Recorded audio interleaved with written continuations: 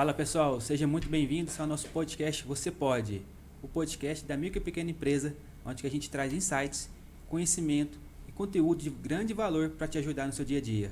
Hoje nós estamos aqui com a presença do César Aquino. E César, hoje nós temos um convidado muito especial, né, César? Especialíssimo, Bruno. Para nós é uma satisfação imensa, né, ter esse convidado aqui hoje.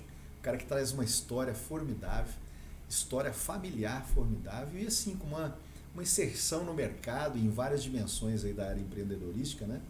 E ele vai falar um pouco, ele vai contar um pouco dessa história. Maurício Cabo Verde, nosso grande amigo aqui. Seja muito bem-vindo, Maurício. Seja muito bem-vindo. É um prazeraço tê-lo aqui conosco, para você contar um pouco aí desse movimento, né? Que você promove aí na cidade e na região. Me conta uma coisa, qual que é a sua idade, Maurício? Ô César, primeiro uma alegria estar com vocês aqui, César, Bruno. Estava atrasado com esse convite, né, que já tinha sido me feito. E eu tenho, na verdade, 62 anos, eu sou de 1961. Que bacana. 40 anos de profissão, sou veterinário. Que bacana. Comecei a trabalhar com meu pai em 1983, fazendo esse ano 40 anos de profissão. Olha aí, que bacana, Maurício. Você vê, né? Parece menino, né? Cheio de energia. Pelo menos a energia que você traz, né? Eu acho que toda vez que a gente está com você, eu vou te ser sincero, toda vez que eu estou perto de você, que eu te cumprimento, a gente sente essa energia. Essa presença. Que você traz, essa presença maravilhosa que você traz aqui. Muito obrigado. Essa bagagem também vem do meu pai, né? Que faleceu esse ano com 91 anos. 91. Foi ativo até os 85, 6, muito ativo, inclusive. Que maravilha. E a gente teve um aprendizado muito grande com ele. Eu acho que eu carrego isso com muita gratidão. Que coisa boa, maravilha. Então, Maurício, dentro desse tempo todo, dos 40 anos de profissão, dentro da sua vida, né? Como é que você vem administrando, como é que você vem olhando, né, observando esses movimentos em torno dos negócios, em torno do social, em torno de todas essas dimensões que a gente pode observar, que o empreendedor é muito importante, faz um movimento muito sério? Eu vou contar um pouquinho da nossa história, né? Isso, conta aí. Nossa empresa é uma empresa familiar, começou com meu pai.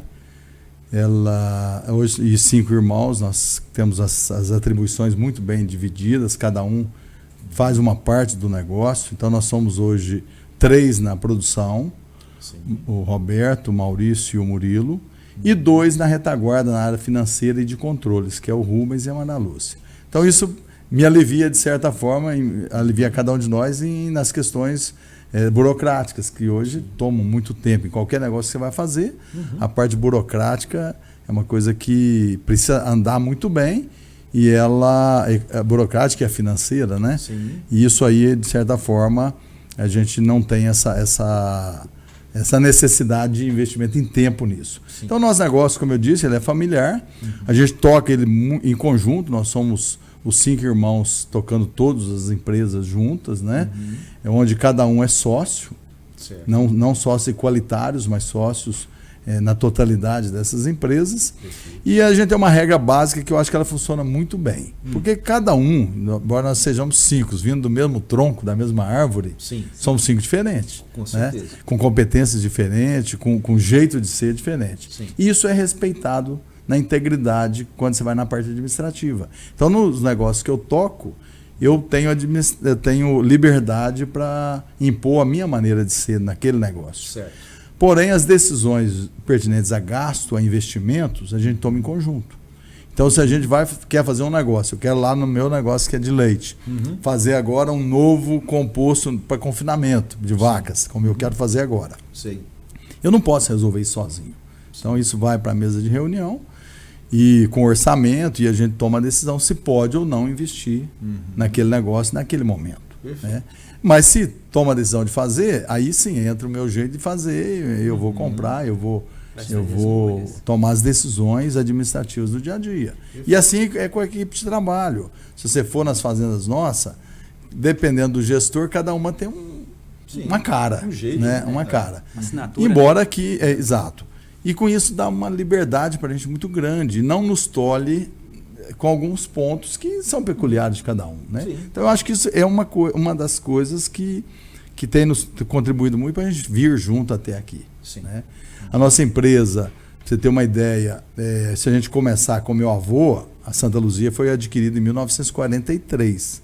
esse ano fez 80 anos. 80 anos. O meu pai assumiu em 62, então do meu pai também tem 61 anos. E eu entrei em 83, fazendo então 40 anos. Então tudo que nós estamos falando aqui é de muito tempo. De né? bastante tempo. Já tem uma história Isso. grande. Então o nosso grupo é de 80 anos. Porém, a empresa realmente que é atual, que é o Grupo Cabo Verde, ela tem um início com meu pai, porque eu acho que meu pai foi quem realmente deu um grande boom nos negócios, né? Sei. Inicialmente ele teve uma sociedade com um cunhado, que perdurou aí por 2 ou 3 anos, e eles dividiram e na sequência ele que fez esse trabalho. Então eu acho que realmente boa parte de tudo que a gente construiu veio desse espírito do papai, veio dessa dedicação dele. Sim. E aí nós estamos juntos aí. Eu fui o primeiro filho que voltei para o negócio. Sim. E porque eu fui o primeiro também o que fiz da área, né? Os outros 2 mais velhos fizeram engenharia, então não tinha nada a ver com as fazendas inicialmente. Depois, à medida que o negócio foi crescendo, que foi tomando outro pulso, houve interesse do Murilo, depois do Rubens, a vir para o negócio.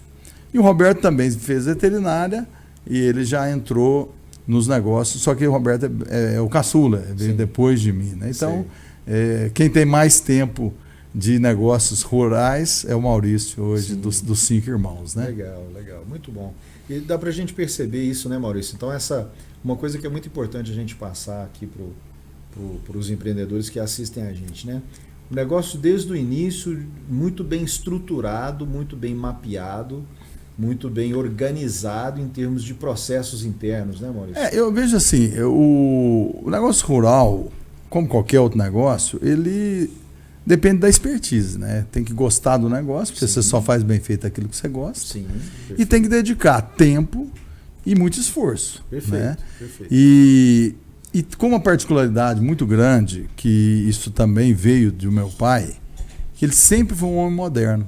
Ao seu tempo, ele sempre foi muito moderno. Sim. Então, se você pegar, por exemplo, os primeiros estábulos de leite B que vieram ser construídos aqui na região, meu pai foi um dos 7 produtores da época. Isso no início dos anos 60. Né? Antes disso, ordenha mecânica, meu pai foi dos primeiros a importar tanque de resfriamento, né? A fazer inseminação artificial. Isso tudo era muito moderno para a época. E ele tinha essa particularidade, essa vontade, né? de evoluir nos negócios, né? de construir algo novo. E aí, quando eu vim, a gente também foi criado nesse ambiente. E isso faz parte hoje dos nossos negócios. Se você for em qualquer fazenda do Grupo Cabo Verde, você vai perceber, são fazendas muito modernas, muito bem estruturadas. Porque, como a gente acredita na atividade, a gente investe nela. Sim. Diferente de muitas propriedades que são, às vezes, extremamente conservadoras. Certo. Não que esteja errado. É o perfil daquele empresário que toca aquele negócio. Né? Então, ele faz pouco investimento no seu negócio. Sim. Né? E ele vai sobrevivendo com aquele negócio, às vezes até cresce, mas cresce de uma forma latente. Né? Quando você investe na atividade, você dá um novo impulso. Perfeito. E aí, uma das coisas que foi acontecendo num determinado momento, o papai, acho que falou, olha, para acomodar mais gente, precisa crescer. Né? Uma fazenda pequena dessa não dá para absorver todo mundo. Sim. E foi quando, então, acho que isso deu um gás para fazer novos investimentos. Eu já estava junto, né? E aí a diversificação era algo que, na visão dele e nossa, era extremamente necessário. Não se pode colocar todos os ovos numa cesta só. Então, no passado, a fazenda basicamente era de produção de leite. Né? Depois veio a agricultura, veio o café, e o café eu acho que ele tem uma história muito bonita da nossa família, que eu vou relatar um pouquinho. Sim. Então, o café, o leite. E aí, na década de 80, 83 mais ou menos, 84, nós adquirimos uma propriedade e até por incentivo da minha mãe, nós começamos um negócio de suinocultura. Começamos com uma granja pequena, de 60 matrizes. E é interessante falar de pioneirismo, né? Porque a gente não pode nunca esquecer o passado. Eu acho que o passado serve para nós como referência. Sim, e serve para nós para mostrar que alguém lá atrás abriu as portas, abriu o caminho. Exatamente. A suinocultura é um caso desse. um grupo de produtores não muito grande decidiu buscar uma verba junto ao Banco Crédito, na época foi o Banco Crédito Real, eu participei disso. Né? Lembro muito bem do diretor do banco, chamava o senhor Raimundo Mariano, do Vale, e arrumou um recurso para investir em suinocultura em Passos, e foi feita algumas granjas de suínos aqui. Já concebeu a cooperativa de suinocultores, que na época era Cooper Passos, e se criou um polo de suinocultura, vindo da cabeça da liderança. Ninguém pensava nisso. Sim. Mas esse grupo, liderado até pelo Weber Macedo, meu pai participou desse grupo, e mais alguns, né, foram a Belo Horizonte buscar esse recurso e começaram uma granja. Talvez, naquela época, eu acho que Passos não tivesse 2.000 matrizes instaladas. Olha. Com esse recurso foi feito alojamento para as 2.000 matrizes. Sim. E com o tempo a Cooper Passos cresceu, o polo suinocultura cresceu na região, e depois veio uma decadência. E essa decadência ela veio acontecendo até que a cooperativa fechou, né, e a maioria dos suinocultores originais não participou mais do negócio. Sim. Hoje eu acredito que Passos tenha 3, 4, não sei se tem meia dúzia de suinocultores. Sim. Mas para nós do grupo perdurou. Então aquilo que a gente começou com 60 matrizes transformou no nosso maior negócio. Hoje 50% dos negócios do Grupo Cabo Verde vem da suinocultura. Então foi uma base plantada lá atrás, até sem muita tecnologia, mas quando a gente começou com a vinda do Murilo, aí nessa época o Murilo veio para Passos, deu um novo impulso na suinocultura. Ela passou de 60 matrizes, foi crescendo até 400 matrizes. Sei. Passado mais alguns anos, o Roberto veio. E o Roberto realmente foi quem deu um grande impulso na suinocultura. Olha. Porque passou a ser um braço que ele tocou. E aí, assessorado tecnicamente muito bem. A gente tem uma consultora que está com a gente desde o início, a mesma consultora, a doutora Nazaré. E ela, a visão dela é que tem que crescer. Toda conversa dela tem que crescer. A atividade tem que crescer. E como é uma atividade que ela tem um modelo de produção diferente do negócio de leite, se você quiser estar na suinocultura, se você quiser estar na avicultura de corte, você tem um modelo para seguir. Perfeito. Você segue a cartilha ou você está fora. Entendi. Sim. E aí, com isso, ficou mais fácil crescer. A gente já tinha um modelo bacaninha. Processo, né? Só replica. Processo, você vai replicando. Replicar o processo. E aí a granjinha de 60 matrizes foi crescendo, foi para 1.000 matrizes e hoje é o nosso principal negócio. Que bacana. Agora, tem as viradas de chave, né? Sim. Uma das coisas bacanas que aconteceu lá atrás foi a construção de uma fábrica de ração lá dentro da Fazenda União. Perfeito. Quando a gente construiu essa fábrica, a gente construiu para a demanda atual, mas com uma visão de crescimento muito grande. Perfeito. E aí, essa fábrica de ração nos permitiu alavancar mais negócios. Sim. Surgiu uma oportunidade de aluguel de uma granja em Monte Santo, nós absorvemos. Passado alguns anos, apareceu uma grande oportunidade em Ituiutaba, em Santa Vitória, Triângulo Mineiro, de suinocultura. Nós também absorvemos assumimos essa responsabilidade. Olha que bacana. E crescemos. E 2 anos atrás fizemos um outro investimento grande também na suinocultura, com uma granja de mais de 2.000 matrizes. Sim.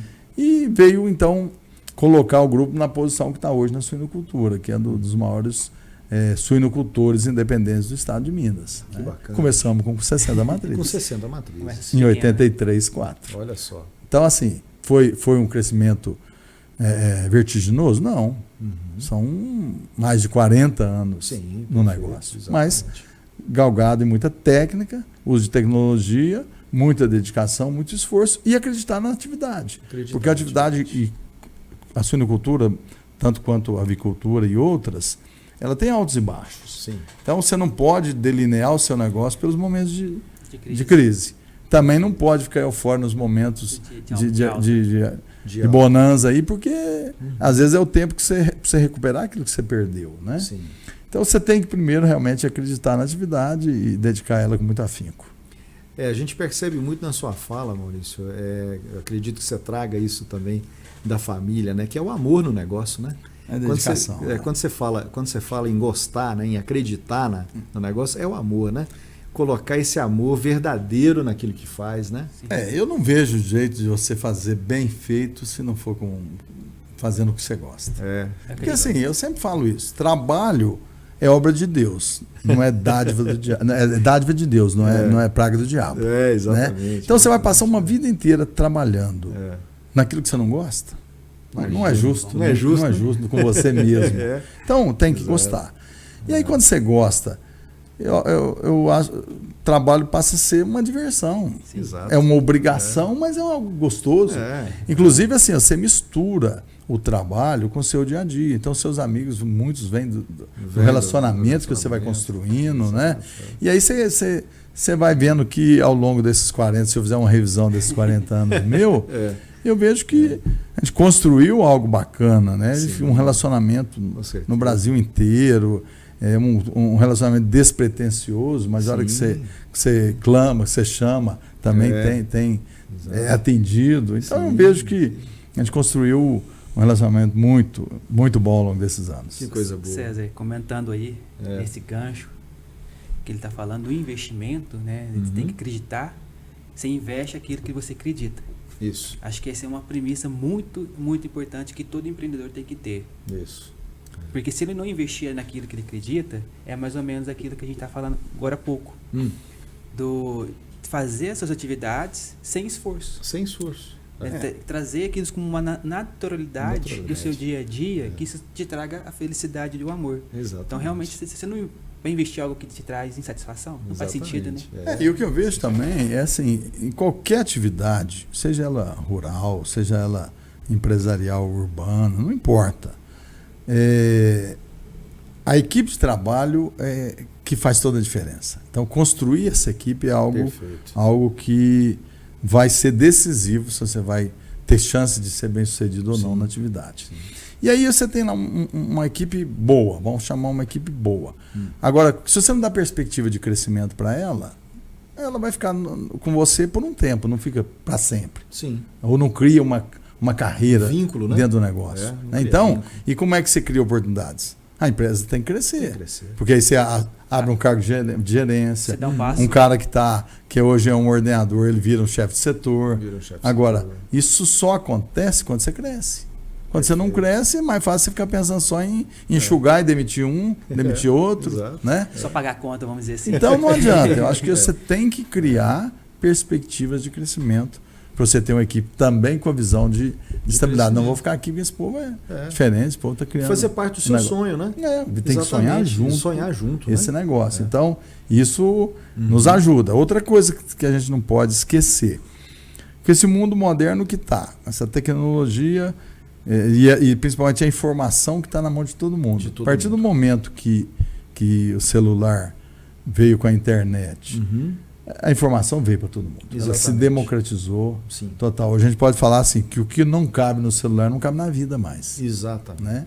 E aí nós estamos conversando aqui e a turma lá da fazenda, que está às vezes numa casa lá no cantinho, está por dentro e já ouviu o podcast que nós estamos fazendo aqui. Você conversa um negócio, o cara no outro dia chega para você e fala, deu uma pesquisada na internet, aquilo que você falou, tem isso aqui.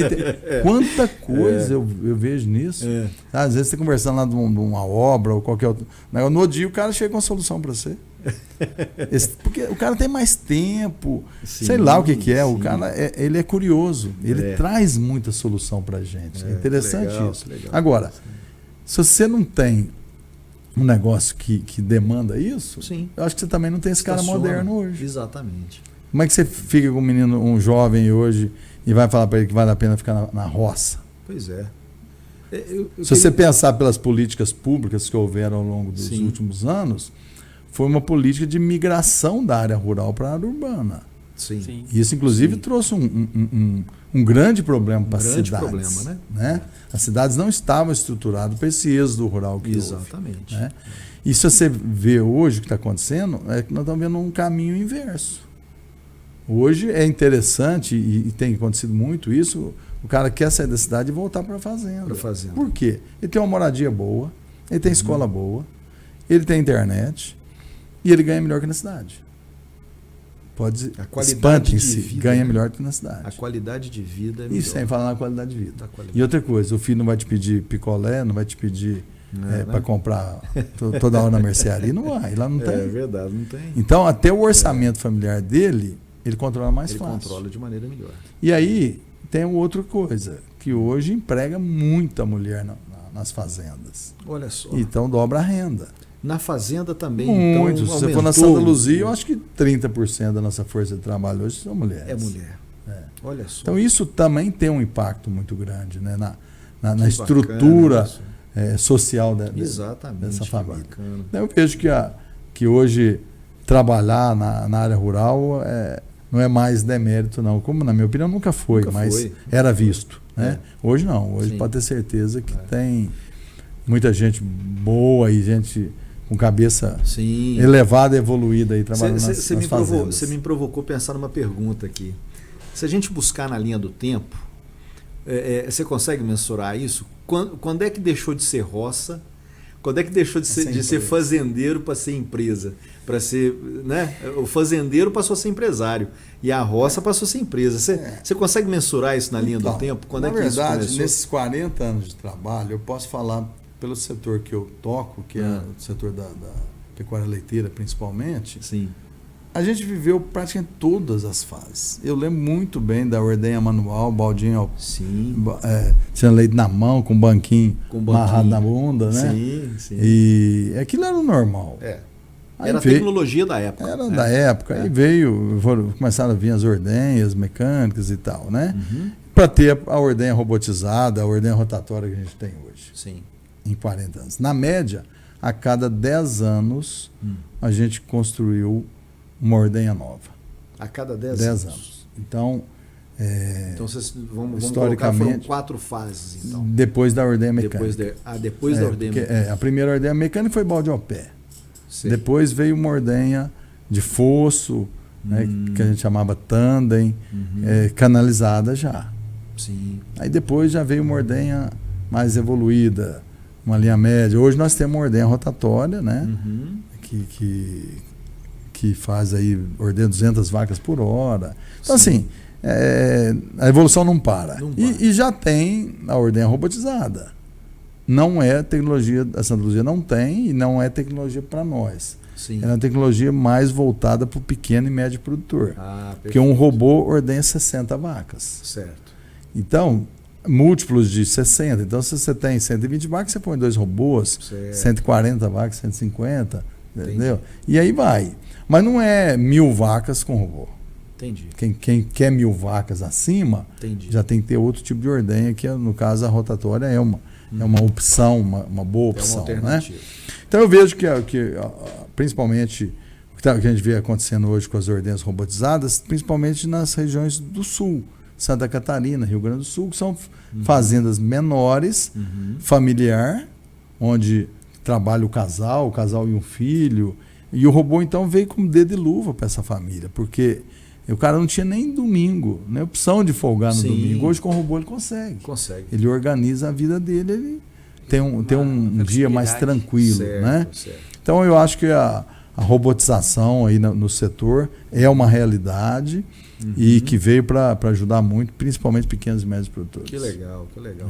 Então, assim, se a gente puder pegar nesses últimos 40 anos aí, a roça passou a se chamar empresa de uns 20 anos para cá? Olha, vamos pensar a nível de Brasil, né? A revolução da agricultura no Brasil aconteceu nos anos 70. Certo. No governo do Alisson Paulinelli, que foi ministro do governo Geisel na época. Certo. E ele foi uma das molas propulsoras da conquista do Cerrado e de toda a tecnologia que nós temos aí hoje. Então, foi a época da criação da Embrapa. A Embrapa já existia quando ele assumiu. Ele era secretário do governo de Minas e pelo alto desempenho dele, ele foi convidado a vir para o Ministério da Agricultura a nível federal e aí mudou um pouco isso também, né?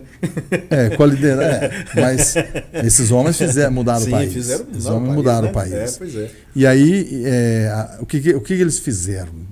Eu cito o Alisson Paulinelli, porque é mineiro, né? Foi até indicado pelo Nobel da Paz aí 2 anos consecutivos, faleceu esse ano, Uhum. ano passado, desculpa, mas deixou um legado extraordinário. Mas o que eles fizeram? Olha o que é visão.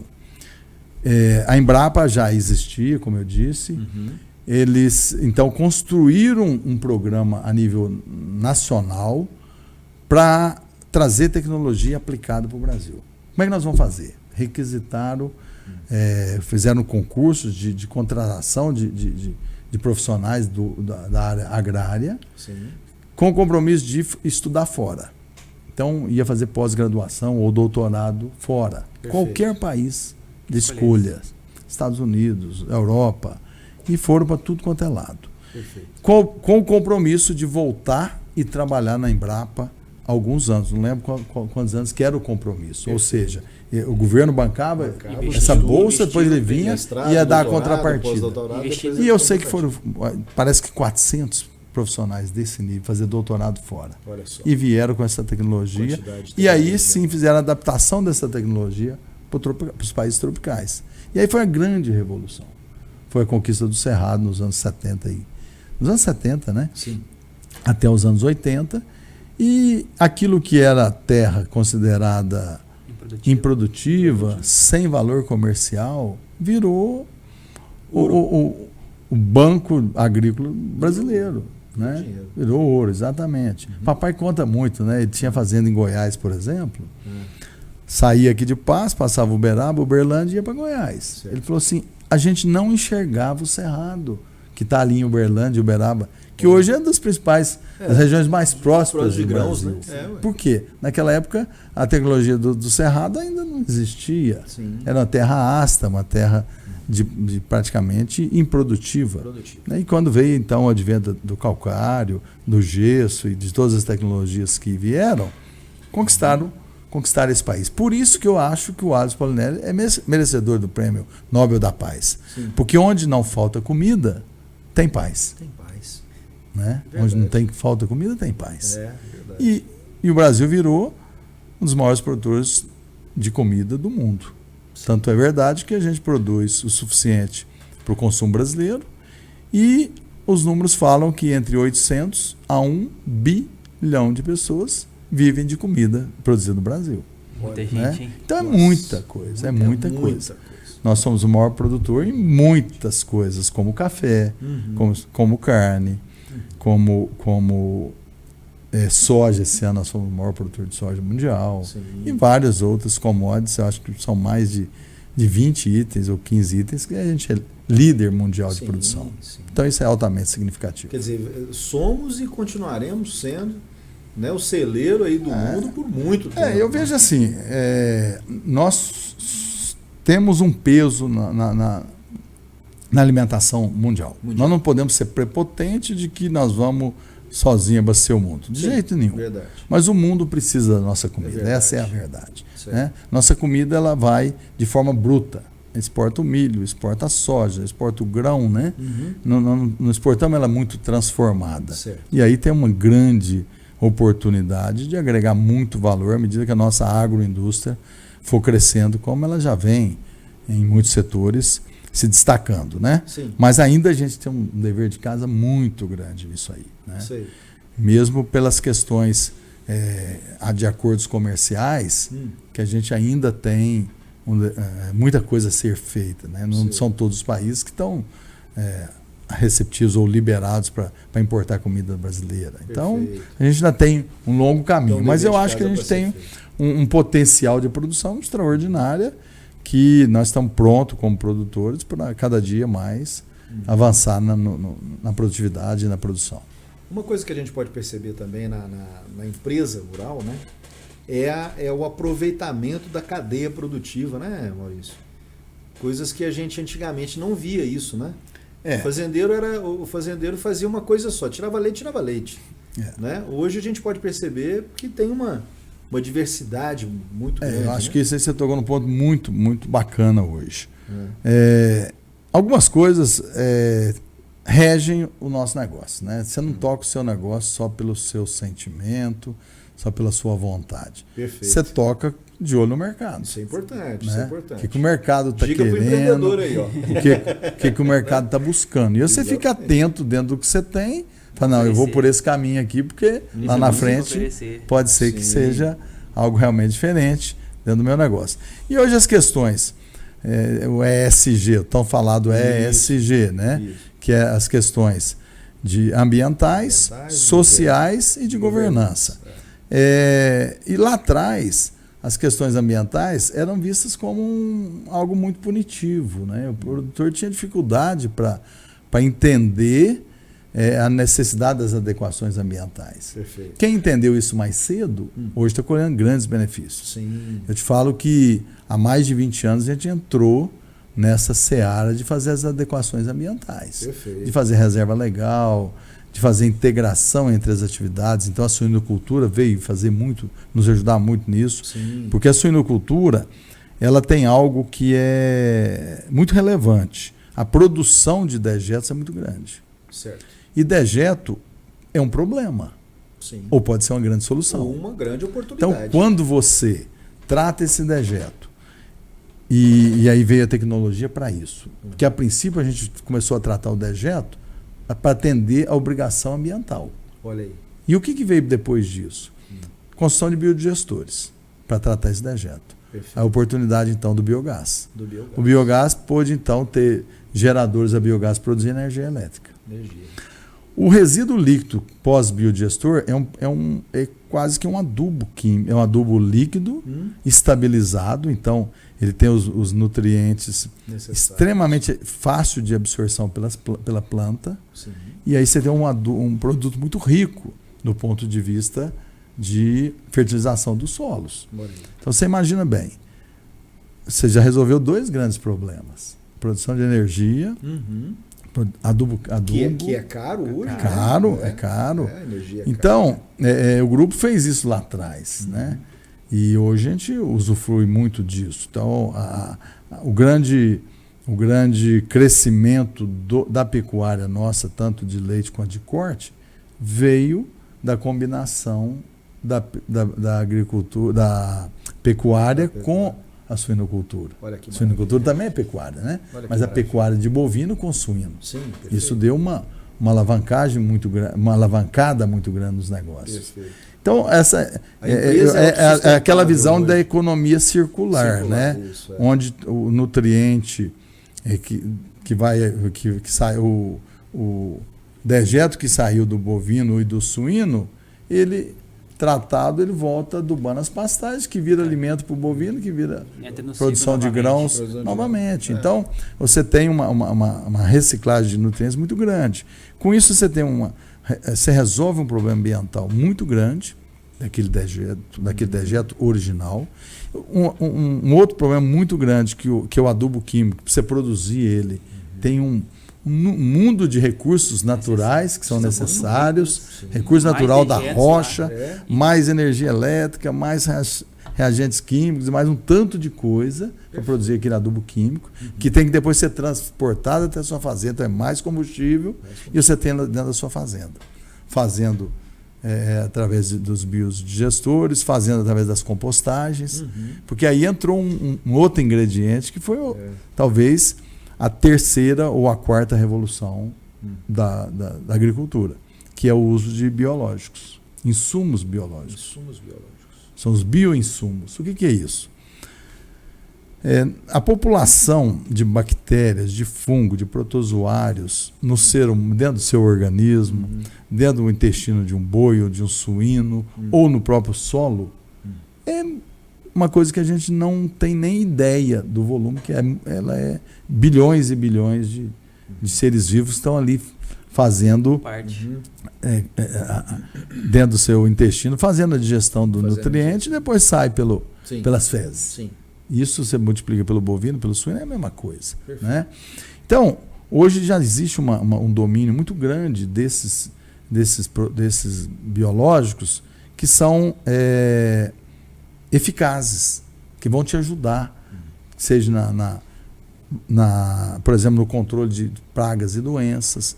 Então, vamos falar uma praga muito corriqueira, a cigarrinha. Sim. Cigarrinha das pastagens, cigarrinha da cana, cigarrinha do milho agora, que é um grande vilão. Existem fungos e bactérias que colonizam aquela cigarrinha e impede que ela sobreviva ou que ela reproduza. Sim. Que é o metarrísio, que é o tricodermas, alguns fungos e bactérias, Sim.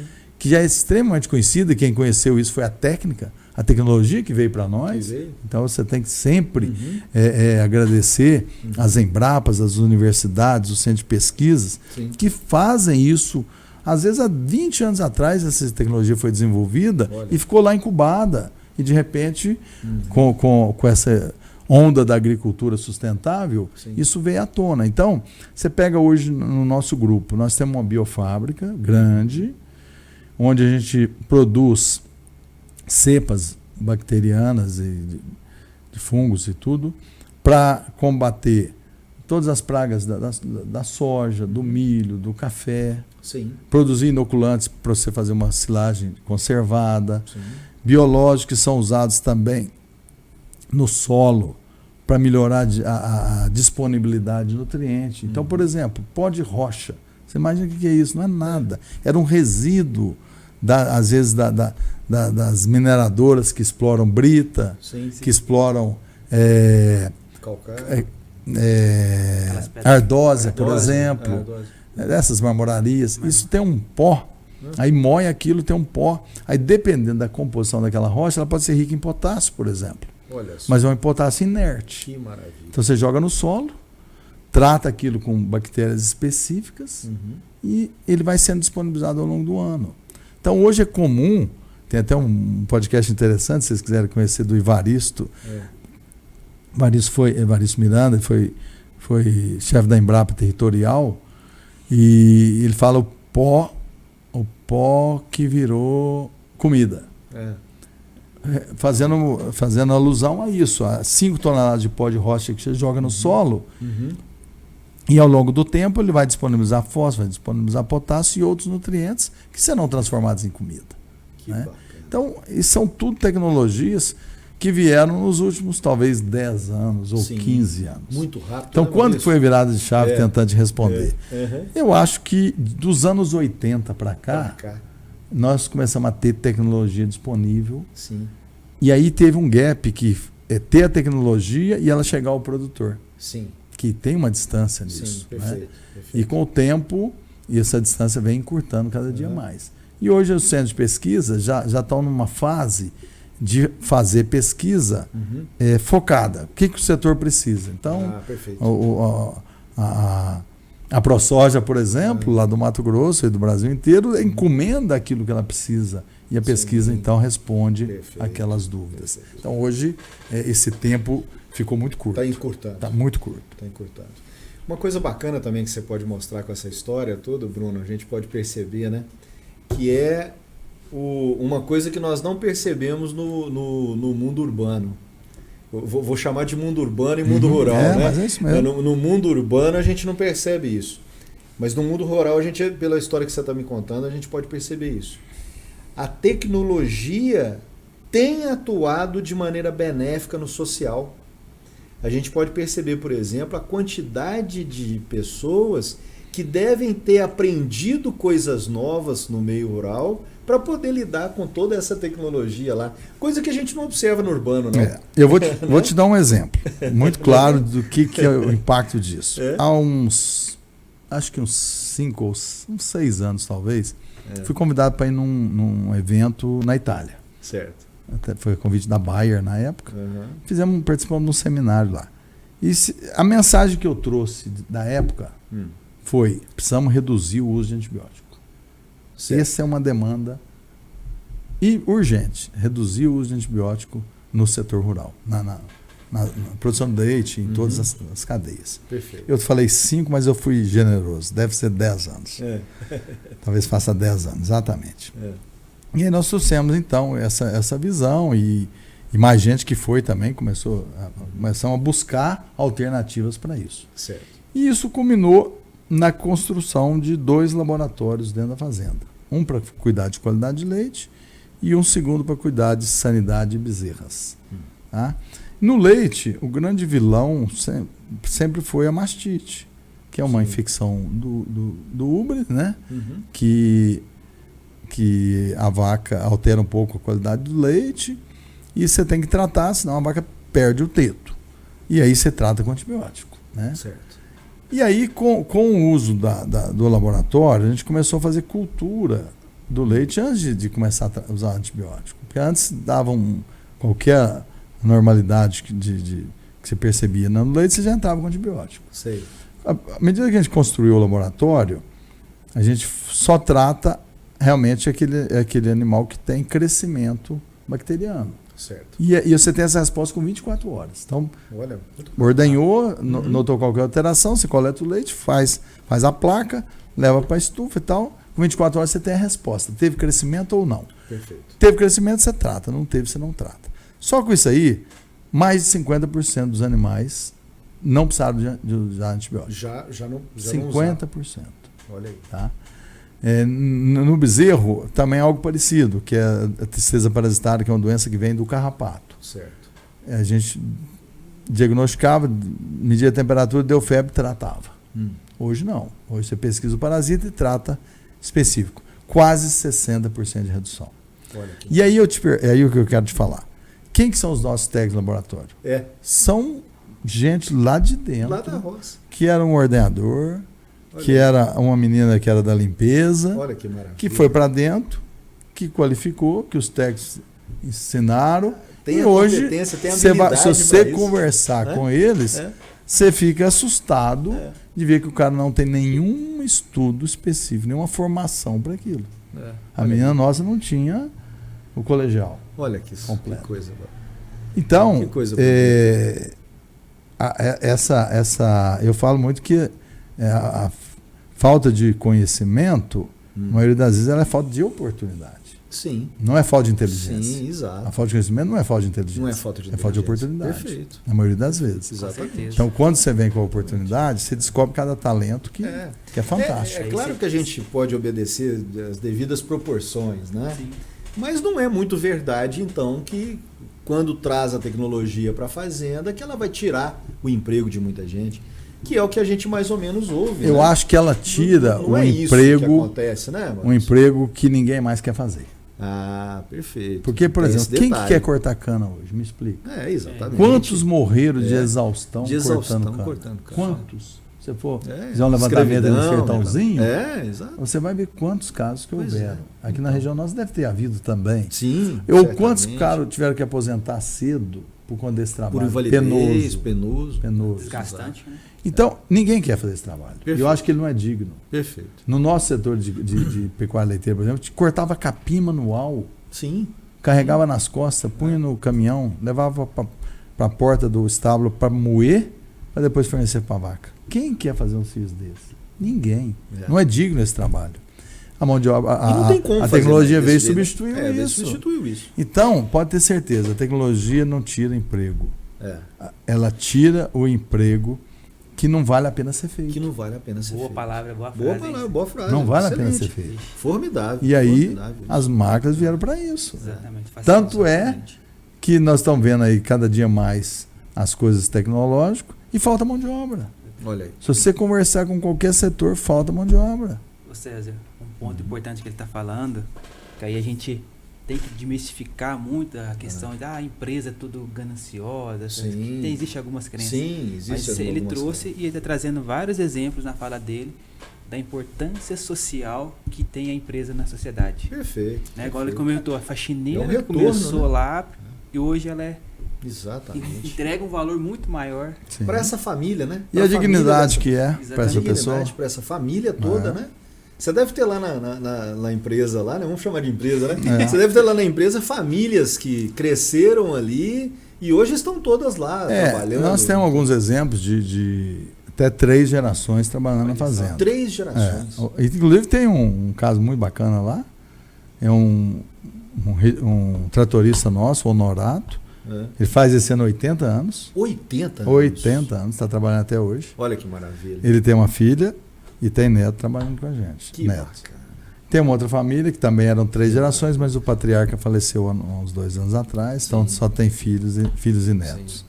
Mas, de um modo geral, o pessoal nosso é um pessoal que firma bastante com a gente, tem bastante gente de tempo de trabalho, Sim. mas não é algo que a gente, assim, fica preocupado, quanto tempo, Sim, qual que é o sim. turnover nosso, qual, Claro. qual que é a média de permanência. Isso eu acho que não é relevante. Sim, sim, O claro. que é relevante é ter uma equipe boa, preparada, engajada. Uma empresa E que tem estar oportunidades. na fazenda ou não, permanecer ou não, é uma questão de ser bom para as duas partes. Sim. Eu falo muito uma coisa que é assim, porque às vezes o funcionário se faz de vítima. Né? E o que você acabou de citar, Bruno. O empresário é o vilão e o funcionário é o coitadinho. Que bobagem é essa? Sim. Eu falo muito isso. Qual dos dois é mais forte? Eu estou lá com o funcionário. Por qualquer motivo, nós estamos conversando para resolver alguma questão. Falei, quem é mais forte? Eu ou você? Aí, Cabral, você, claro, é mais poderoso, não sei o quê, né? Ele fala, não. Se eu quiser te mandar embora, você pode fazer o que você quiser, que não tem nada que me segure. Eu te mando embora. As leis permitem, eu posso te mandar embora. Te pago o justo e o que é de lei, você vai embora. Se você quiser ir embora, eu posso te oferecer o que eu quiser, que você não vai me atender e vai embora. Exato. Então, na relação trabalhista, é igual. As forças são iguais. As forças são iguais. Então, eu falo muito isso para o cara não chegar lá sempre com ameaça de que vai embora para poder pedir um aumento ou para qualquer outra coisa. Isso não é argumento para mim. Não é argumento. Argumento é qual é a relação do trabalho, o que está acontecendo, podemos melhorar, podemos... Beleza, vamos conversar. Mas não com pressão. Né? Sim, e porque eu sempre uso isso. A força dele é tanto quanto a nossa na relação trabalhista, de trabalho. Não é trabalhista, de trabalho. De trabalho. Né? Isso é muito importante. As empresas, né, que dão essa oportunidade. Esse equilíbrio, né? Esse equilíbrio. Entender esse equilíbrio das forças, né? Porque tanto como ele precisa do funcionário para executar as tarefas, o funcionário também precisa da empresa. Para poder... E eu acho que a gente tem a função, né, de produzir alimentos, de gerar renda e dignidade. Né? E se você for nas fazendas nossas, modéstia à parte, você vai ver um nível de equipe muito boa. Sabe? E em qualquer das fazendas. Porque tem um jeito de ser do Grupo Cabo Verde. É parecido demais entre as fazendas. A empresa tem um DNA, né? Tem, ela tem uma cara. Tem uma cara. E aí você vê o quanto que o cara está lá com a gente, pelo menos enquanto ele está, ele é feliz com o que ele tenha naquele momento. Tá? Pode melhorar? Claro que pode. E as oportunidades nós vamos estar sendo criadas. Estamos sempre criando para ele, né?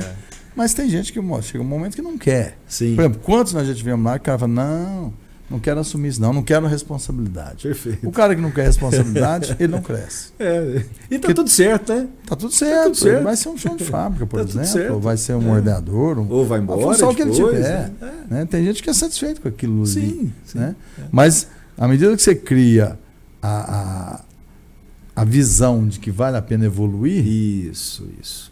Porque fazer parte do sonho. O primeiro grande desafio que eu gosto de citar é assim: você tem que mostrar que vale a pena mudar de vida, vale a pena evoluir na cadeia. Vale a pena evoluir. Vale a pena evoluir. Isso. Porque o sujeito às vezes veio de um meio muito ruim, veio de um meio onde o pai era alcoólatra, a mãe não sei o quê, foi abusado. É meio difícil. A gente sabe que existe ainda isso. Né? Então, o cara não sabe diferenciar o bem do mal. Perfeito. Ele viveu o mal e acha que o mal é o normal. O mal é o normal. Né? Então, esse é o primeiro desafio que o cara tem que avançar, tem que vencer, para ele entrar numa cadeia positiva de crescimento. Sim. Se ele não perceber que trabalhar para nós lá no grupo, com todas as condições que a gente oferece, de moradia, disso aqui, não é melhor do que no vizinho que não paga férias, não paga DSTC, que não registra. No vizinho, numa fazenda qualquer, estou citando, tudo aleatório. Perfeito. Se não perceber que é melhor, ou no lugar que não tem escola para o filho dele, ou no lugar que não tem oportunidade para a esposa também trabalhar, se não perceber que isso é diferente, e que isso é melhor para ele e para a família dele, aí ele não muda. Esse cara não muda. E não é lá não, a vida em dele, lugar nenhum. Lugar nenhum. E a vida dele lá na empresa vai ser curta. Isso. Né?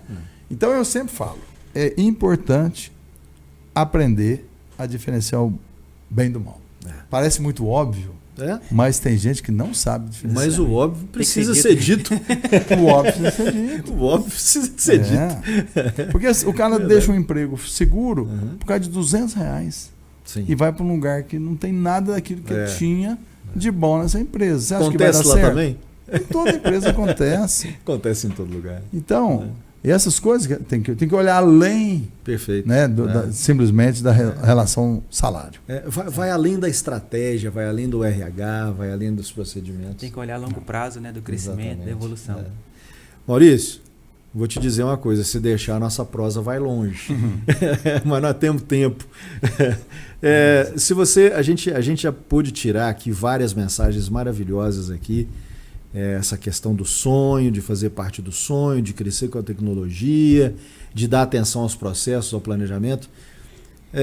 Se você pudesse deixar uma mensagem aqui para o empresário, então, esse que quer olhar para o futuro e ver um sucesso possível, qual que é a mensagem que você deixaria para esse cara? Olha, eu acho que, vou repetir o que eu já falei, que só faz bem feito quando você gosta daquilo que você faz. Então, se tem um negócio que você faz que te importuna, talvez aquele negócio não vale a pena ser feito. Né? Então, foca naquilo que você gosta e que vai realmente produzir resultado lá na frente. Eu falo isso, por exemplo, na questão do leite. A turma, de um modo geral, reclama muito da atividade leiteira porque ela é uma atividade penosa, de domingo a domingo, os horários são pesados. Ela é realmente difícil dentro da particularidade dela. Mas ela é extremamente gratificante. Né? Mas vão salvar todos os produtores de leite? Não. Nós estamos passando, inclusive, um momento de muita seleção dos produtores de leite. Porque é um momento difícil de preços, nós estamos com dificuldade mesmo de equilibrar as contas do segmento. Sim. Mas vai mudar, não vai ficar assim indefinidamente. Então, aquele cara que não é muito do negócio, que não investiu ao longo dos anos, está com o seu negócio desatualizado, às vezes é um momento oportuno para ele deixar a mesma atividade. Perfeito. E o que está, vai pôr lenha, vai pôr combustível naquele negócio e vai continuar crescendo na atividade. Sim. Então, assim, eu acho que é realmente fazer bem feito. Correr atrás de tecnologia, porque a tecnologia está disponível. Perfeito. É tropicalizada, está tropicalizada, ou seja, está pronta para ser usada. Agora, tem que ter o discernimento, é o filtro. Porque às vezes a pessoa quer pôr o robô sem ter feito algo básico, né? Sim. E eu falo muito, assim, você não pula para o último degrau sem ter passado pelo primeiro e segundo. Então, continue fazendo o passo a passo, ou seja, faça o seu melhor aonde você está precisando. Perfeito. A gente tem que conhecer o negócio para saber aonde é meu ponto de estrangulamento. Sim. Porque nós estamos com esse copo de água.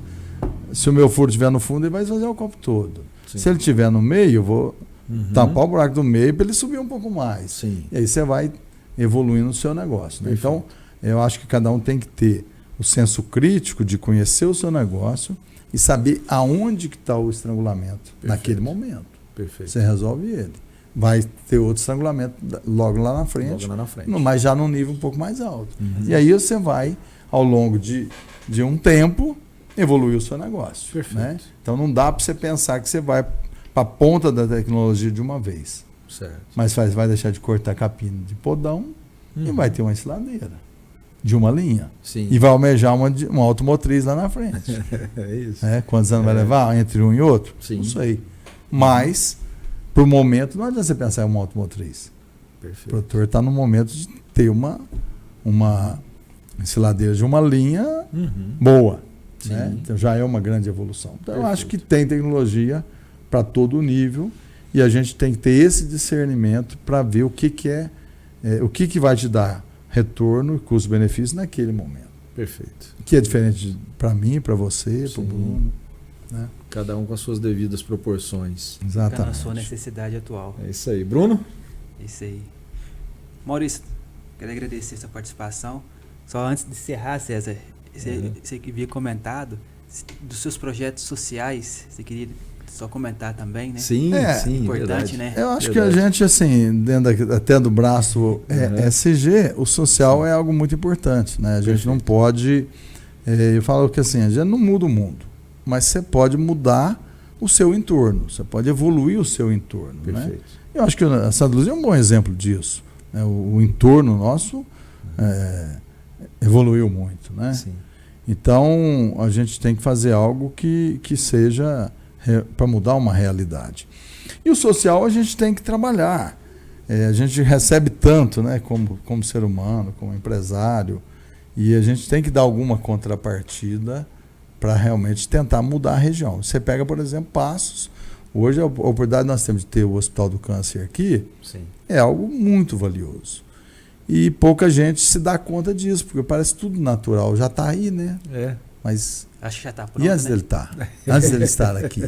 Hoje esse ano ele fez 14 anos, né? Sim. Antes de estar aqui, o paciente ia para Ribeirão Preto, ia para Barretos, ia para Belo Horizonte. Muito mais sofrido do que é hoje, né? Sim. Então hoje está aqui na porta. Perfeito. Um hospital que hoje é regional, absorve pacientes da região inteira. São mais de 40, 60 cidades que vêm tratar aqui. Sim. E um tratamento caro, um tratamento longo. E hoje a gente atua no Hospital do Câncer de uma forma assim, dentro do que a gente pode, bastante participativa mesmo, promovendo eventos, leilões, promovendo... Esses dias mesmo nós vamos fazer um evento no Pintado Solidário. Em 10 dias nós esgotamos as mesas, foram 100 mesas vendidas assim, Que bacana. rápido. Vamos fazer um evento bacana lá, dia 4 de março. Legal. Tudo em prol do hospital. Ou seja, a gente consegue usar um pouco daquilo que é pertinente ao nosso negócio, transformar isso em investimentos no próprio hospital, né? Perfeito. Então, a gente tem conseguido trazer empresas do ramo do agronegócio para investir parte do negócio deles daquilo que ela vende na região, aplicar no Hospital do Câncer. Perfeito. A gente tem um projeto muito bacana que é a Fazenda do Bem, que é uma parceria com a Grosseries e com a Rio Grande Agricultura, onde a Grosseries ela faz um evento anual lá dentro da Santa Luzia, onde leva as crianças para lá e passa um dia de diversão, faz todo um recurso audiovisual, faz camisetas, bonés, brindes, um negócio muito bacana, sabe? E passa a criançada e os seus familiares também, né? Então, assim, tem muita forma da gente contribuir, né? E nós temos feito um trabalho que eu considero muito bacana no Hospital do Câncer. E aí eu quero aproveitar esse momento para falar para todos que estão nos ouvindo, né? A importância de conhecer o hospital e de passar a ter um sentimento de pertencimento dele. Perfeito. Porque aquilo que você não tem sentimento de pertencimento, você não cuida. Perfeito. Né? Perfeito. E como é um negócio que atende uma região inteira, vale a pena você colocar o seu dedinho de ajuda lá. Sim. A gente tem a campanha Casa Amor, né, que a cada R$150 você tem um bônus que dá oportunidade de sortear um apartamento. Né, e vai sair para alguém. Né, o ano passado saiu para uma pessoa que era lá de Jacuí, um trabalhador bastante humilde, pequeno produtor, ganhou o apartamento. Teve um ano que o cara que comprou o último bilhete foi sorteado. Que bacana, né? Que bacana. Então, assim, tem histórias muito legais. Sim. E é um prêmio de mais de R$500 mil. Pois é. Mas não é o prêmio. Não vamos focar no prêmio. Vamos focar no bem que esses R$150 fazer. de cada um, somados, vai fazer para o hospital. Vai fazer para o hospital. Essa campanha ela já está no 7º ano. Sorteio agora dia 9 de março, ainda dá tempo. Pode parcelar em até 10 vezes no cartão de crédito. Sim. E com certeza, quem puder participar vai estar ajudando muito a acolher tantos pacientes da região inteira. Com certeza. Que coisa boa. Maravilha. Maravilha, né? Maravilha. Sempre contribuindo, né? Sempre contribuindo. Hoje realmente foi uma visita maravilhosa. Eu que agradeço a oportunidade. Muito lisonjeado com a sua presença aqui, Maurício. E me coloco à disposição aí sempre. Muito obrigado. Maurício. Muito obrigado, César, mais uma vez Valeu. acompanhar aí. Forte abraço. Muito obrigado a você que nos acompanha. Já compartilha esse vídeo aí com seus conhecidos, seus amigos. Siga as dicas do Maurício aqui e principalmente também contribui lá com o Hospital do Câncer, né? Vai ser uma boa valia, uma boa ajuda aí sua aí. Grande abraço. Forte abraço.